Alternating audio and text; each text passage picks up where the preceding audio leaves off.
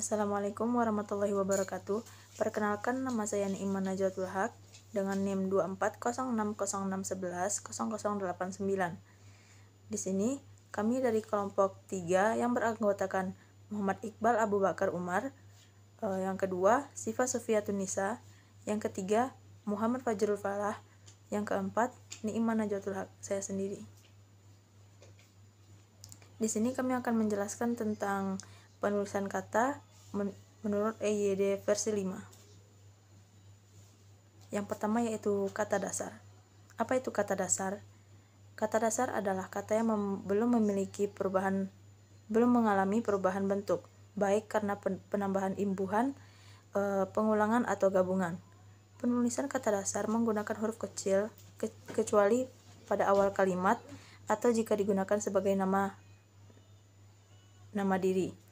Kata dasar ditulis secara mandiri. Contohnya buku, rumah, kantor, pergi, ramai, sangat. Yang kedua yaitu kata turunan. Apa itu kata turunan? Kata turunan adalah kata yang berasal dari kata dasar yang mengalami perubahan bentuk karena penambahan imbuhan, awalan, sisipan, akhiran, atau gabungan dari imbuhan tersebut. Proses pembentukan kata turunan ini disebut juga sebagai afiksasi. Dengan penambahan imbuhan, kata dasar memiliki makna baru atau menunjukkan fungsi tertentu. Apa saja yang ada di kata turunan? Yaitu adalah kata berimbuhan, bentuk ulang, dan gabungan kata. Yang pertama kata berimbuhan. Kata yang mendapat imbuhan awalan, sisipan, akhiran, serta gabungan awalan dan akhiran. Ditulis serangkai dengan imbuhannya. Misalnya, berjalan, mempermudah, menulis, dijual. Yang kedua yaitu kata yang mendapat bentuk terikat, ditulis serangkai jika mengacu pada konsep keilmuan tertentu. Misalnya, aerodinamika, antar golongan, anti kekerasan, dan bikarbonat. Kata yang diawali huruf kapital dan mendapat bentuk terikat dirangkaikan dengan tanda hubung.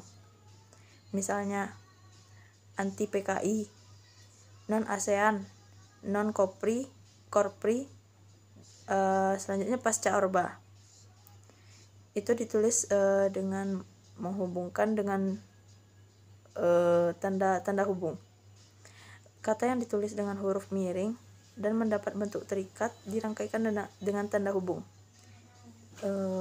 Contohnya itu anti-mainstream, Praauflaerung, Superjegek.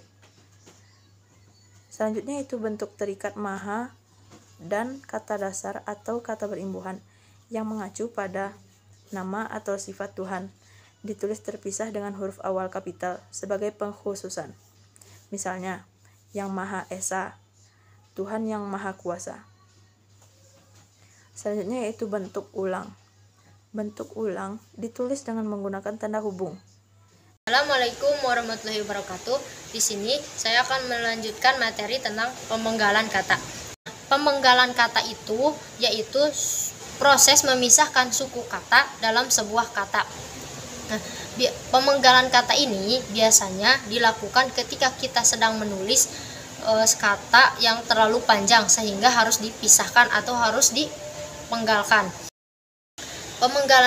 Pemenggalan suatu kata sendiri itu adalah aturannya. Contohnya dalam kata buku.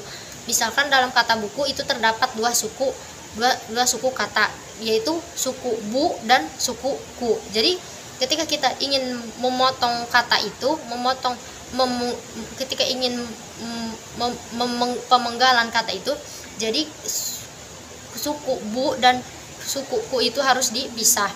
Nah, itu aturannya. Nah, yang kedua, aturan pemenggalan kata itu berdasarkan berimbuhan. Contohnya dalam kalimat melatih. Dalam kalimat melatih itu terdapat tiga suku kata, yaitu suku me, suku la, dan suku ti.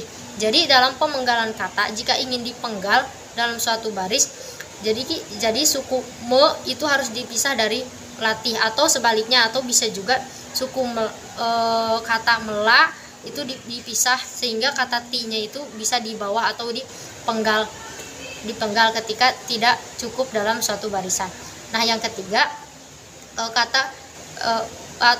peraturan pemenggalan kata menurut gabungan konsonan.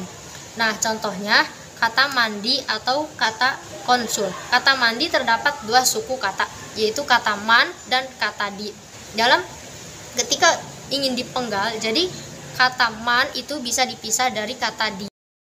Poin keempat yaitu tentang kata depan. Nah, kata depan di sini seperti contohnya kata di, dari, terus seperti ke. Nah, kata depan sendiri dalam sebuah kata itu harus dipisah.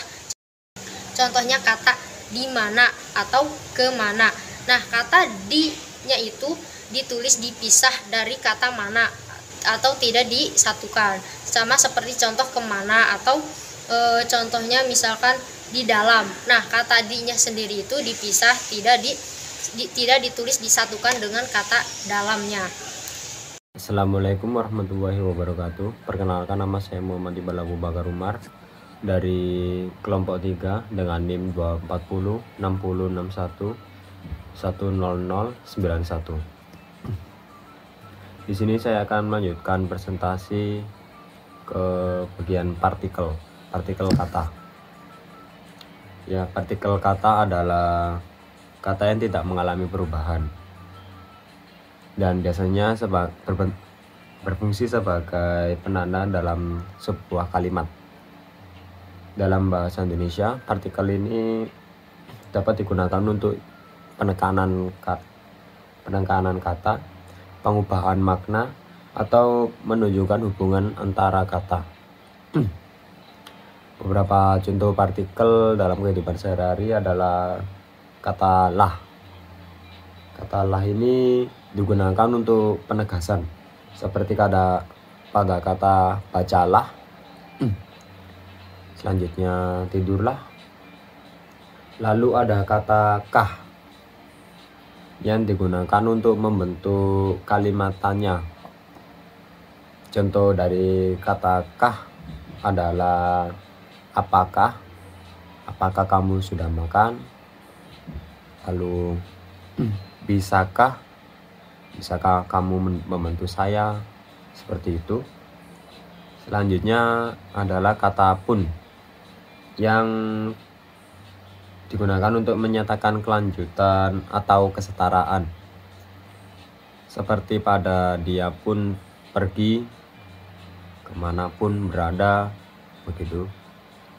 Dan partikel kata ini tidak memiliki arti jika ia berdiri sendiri. Oleh sebab itu dia akan selalu melekat pada kata lain.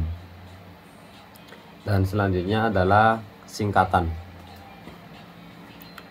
Singkatan ini adalah bentuk kata atau frasa yang disingkat membentuk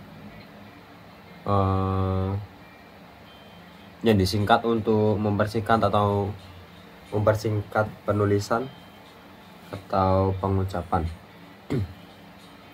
Singkatan ini dapat terdiri dari huruf awal sebuah kata atau bagian-bagian dari kata, atau mungkin gabungan dari dua hal tersebut.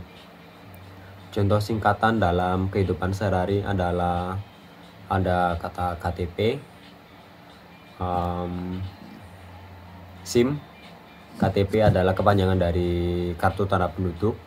Selanjutnya SIM adalah singkatan dari surat izin mengemudi. Lalu ada kata doktor yang disingkat menjadi DR. Lalu ada kata ujian nasional yang disingkat menjadi UN. Dan masih banyak singkatan kata-kata lainnya. Singkatan ini digunakan untuk memudahkan komunikasi dan mempercepat penyampaian informasi. Sekian. Assalamualaikum warahmatullahi wabarakatuh. Perkenalkan, nama saya Muhammad Fajar Falah, biasa dipanggil Arul, dan saya mau presentasi dari kelompok 3. Dari kelompok 3 bahasa Indonesia. Oke. Saya akan menjelaskan tentang angka bilangan. Angka bilangan itu apa? Angka bilangan itu apa? Angka Arab atau angka Romawi lazim digunakan sebagai lambang bilangan atau nomor Arab, nomor angka Arab. Mulai dari 0, 1, 2, 3, 4, 5, 6, 7, 8, 9. Dan angka Romawi itu agak berbeda dari angka umumnya. Romawi itu yang ada x-nya gini. Nih, X. Nah, itu angka Romawi. Ya, angka Romawi yang bawah ini. Oke. Itu sama itu 1 sampai 10 dan selebihnya. Kata ganti ku, kau, mu, dannya. Kata ganti ku dan ku, kau ditulis serangkai dengan kata yang mengikuti, sedangkan ku, mu, dannya ditulis serangkai dengan kata yang mendahulunya. Contohnya dari kata ganti ku, kau, dan ku, mu, dannya. Contohnya, rumah itu telah ku jual. Majalah ini boleh kau baca. Bukuku, bukumu, dan bukunya tersimpan di perpustakaan. Rumahnya sedang diperbaiki.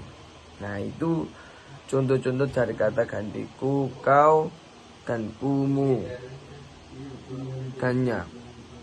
Dan materi selanjutnya mengenai halaman 15 dan 16. Dan yang terakhir materi ini kata sandang si dan sang. Kata si dan sang ditulis terpisah dari kata yang mengikuti contoh. Contohnya surat itu dikembalikan kepada si pengirim. Dalam cerita itu si pitung berhasil menolong penduduk. Sang toko itu memberikan hadiah kepada si pembeli. Selanjutnya, kata yang ditulis dalam huruf awal kapital jika merupakan unsur nama Tuhan. Contohnya, kita harus berserah diri kepada Sang Pencipta. Itu contohnya yang pertama. Dan yang kedua, pura dibangun oleh umat Hindu untuk memuja Sang Hyang Widhiwasa.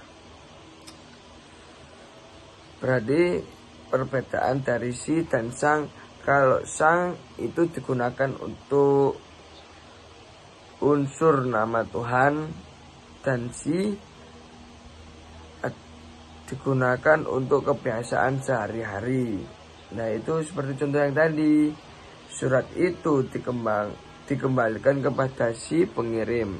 Jadi bahasa setiap hari-hari ya. Oke, sekian dari saya. Bila ada salah dan salah ucap maupun materi yang saya berikan, yang diberikan oleh Bapak dosen, semoga bisa dicerna lebih baik. Oke, terima kasih. Sekian dari saya, dari kelompok 3.